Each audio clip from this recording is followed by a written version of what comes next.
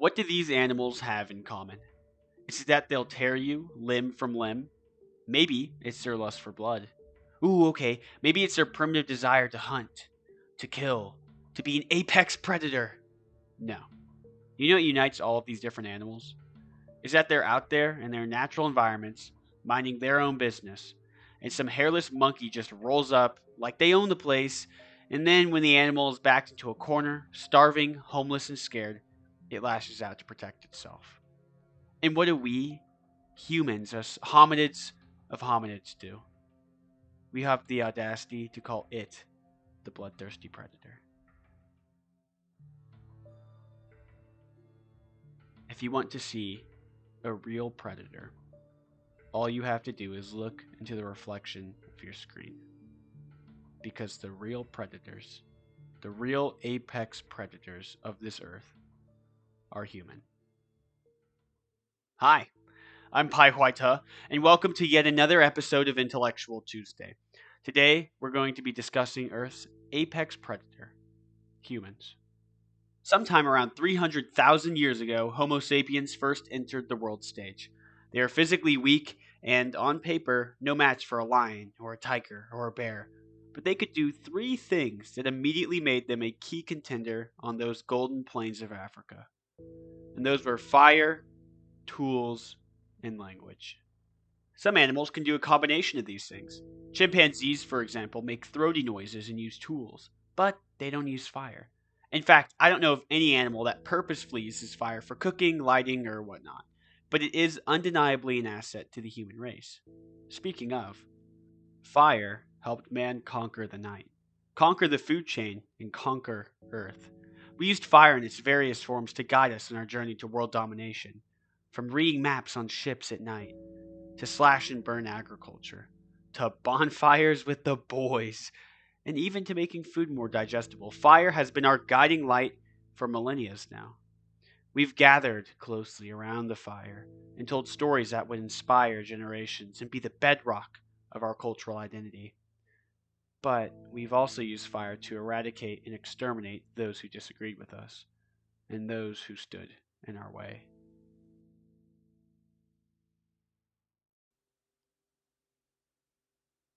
Tools are another asset that enabled the rise of humans on the world stage.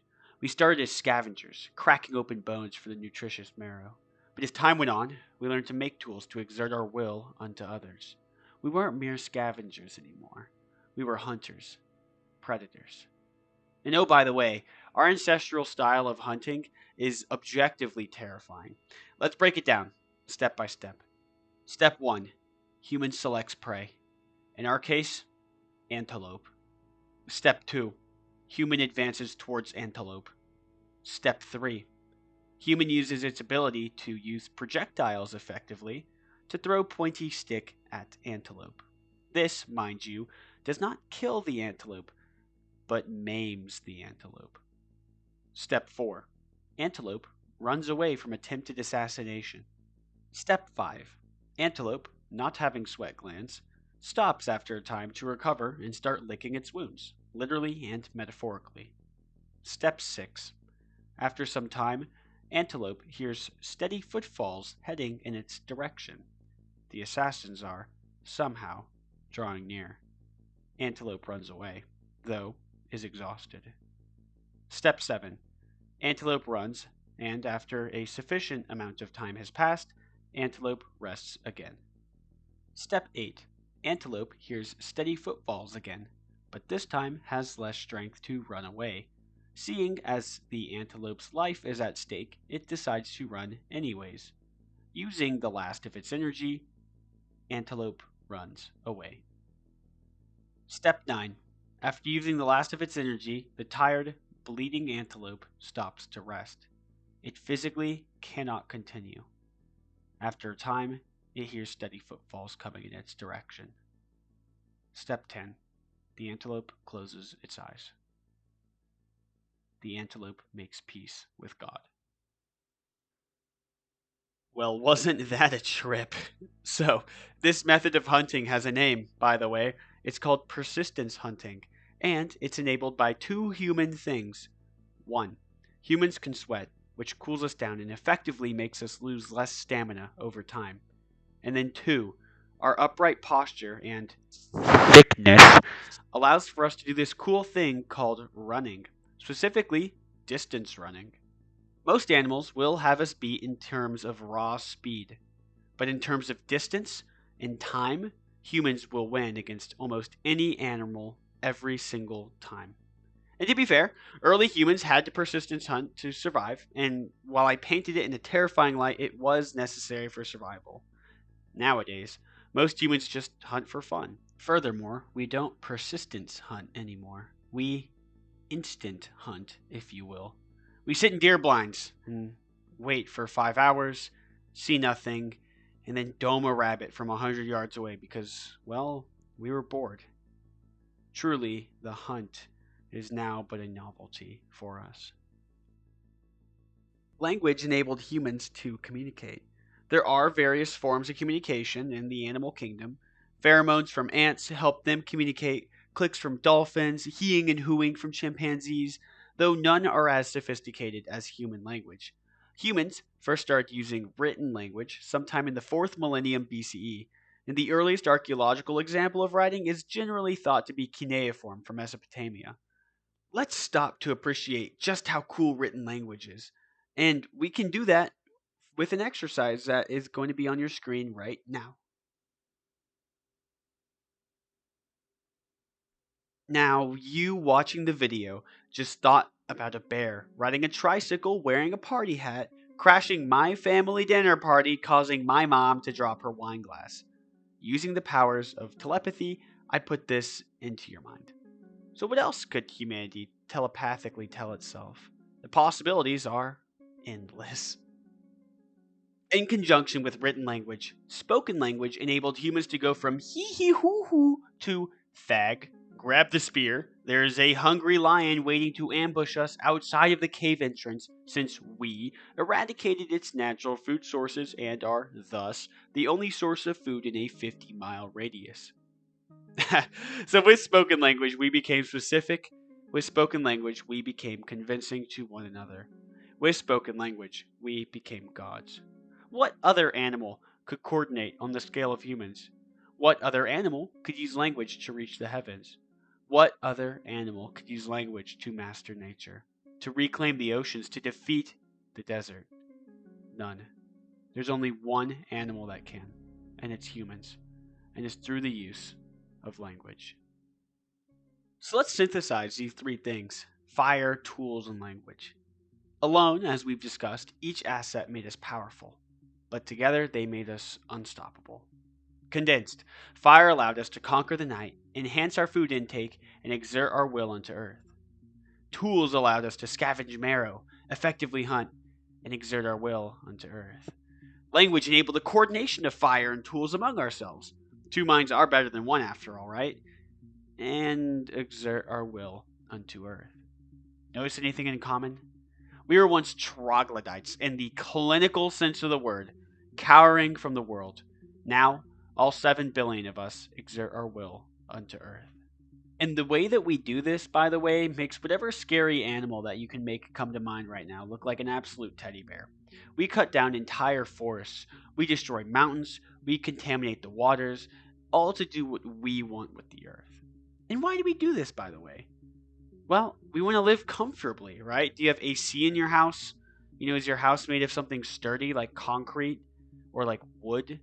It's not necessarily bad that we featherless bipeds just want to live in comfort, but it's how we go about it that's bad.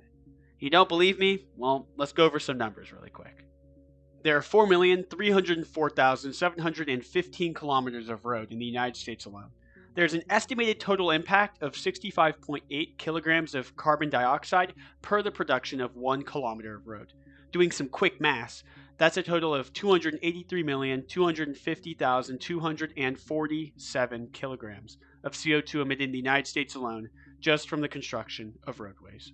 For another statistic, humans wild catch 0.97 to 2.7 trillion fish per year, all because we think that fish is tasty. Due in no small part to overfishing, the oceans have suffered over a 50% decline in marine life populations in the last 50 years. And globally, on land and sea, biodiversity has declined a total of 68% in 50 years. Humans cut down 80,000 acres of tropical rainforests every single day, which would mean that somewhere around 29,200,000 acres of rainforest get cut down per year. And when we do this, we kill an inordinate amount of animals. In fact, per year, somewhere between 200 to 2,000 animal species go extinct. That's go extinct. That's not become endangered. That's not become threatened. That is go extinct. They will never exist anymore. 200 to 2,000 species per year. And to be honest, how many of us actually care? By now, we have well surpassed any animal that could frighten us. The animals that we've tamed and domesticated, we slaughter. The animals that we're scared of, we murder. And frankly, animals are just no match for the machinations of man. And certainly, no animal is going to get in humanity's way ever again. As such, we've moved on to killing bigger things. We weren't content with animals. And right now, we're killing the earth. To be fair, it isn't even intentional. We're just trying to live comfortably, right? But it's almost worse that it's not intentional because we're killing it with apathy. Undeniably, it is a fact that climate change is occurring. Now, Earth's climate has changed over the eons, and we can see this in things like ice ages or periods of desertification. Look at the Bronze Age collapse, for example. It is theorized that the sea people were migrating eastward as a result of climate crisis, in their case, a dry event, which lasted for around 300 years. So even if the warming of Earth's climate is being caused by natural processes, it is undeniable that humans are helping this process along. Our emissions of greenhouse gases undeniably heat up the Earth, and this is only compounded by our destruction of the environment. For a fun point of reference, growing up, I always heard about this garbage patch that was in the ocean that was the size of Texas. Do you remember that? Okay, well, it actually has a name. It's called the Great Pacific Garbage Patch, and now it is twice the size of Texas. Furthermore, there's another garbage patch in the Pacific Ocean called the South Pacific Garbage Patch, and it's 1.5 times larger than Texas. Obviously, this is, among many other apathetic planet-killing adventures that humanity has gone on recently, a big problem. But what could you do to fix it? It's not like you can single-handedly clean up the 3.5 Texases of garbage in the ocean. And that's just 2, by the way, there's more. And it's not like you can scrub the entire atmosphere of greenhouse gases. And it's not like you can stop us from apathetically killing the Earth. But go ahead. Call your local politicians and call your local businesses. Maybe if enough of us tell them that we demand change, then they will.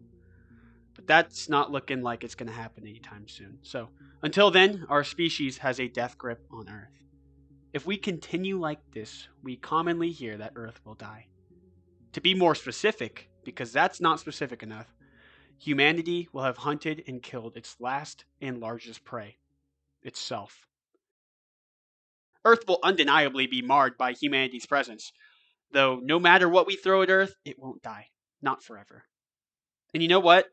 Humanity's not guaranteed the same fate. 100,000 years ago, according to the Toba catastrophe theory, the youngest Toba eruption occurred and humanity's population dwindled to somewhere around 3,000 to 10,000 individuals as a result of a volcanic winter. That past was a dark time in humanity's history, and if we're not careful, a climate catastrophe, one that we are actively, if not apathetically aiding, may not be so kind as to leave any of us alive. We will have, through becoming the apex predator on Earth, become prey. Thanks for watching.